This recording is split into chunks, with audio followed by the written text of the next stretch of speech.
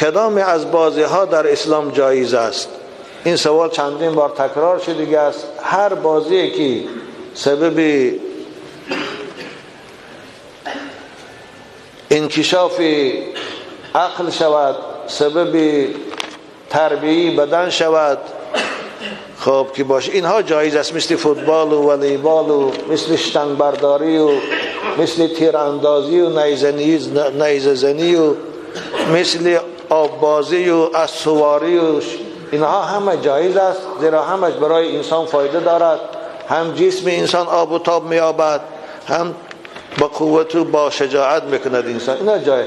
اما بازی هایی که برای نه جسم شما فایده دارد نه عقل شما فایده، مثل قرط بازی فقط وقت گذرانی است و خلاص، مثل شهمت بازی یا نرد بازی، اینها حرام هستند، از اینا خداتان. یا مثل من کامپیوترات میره میشین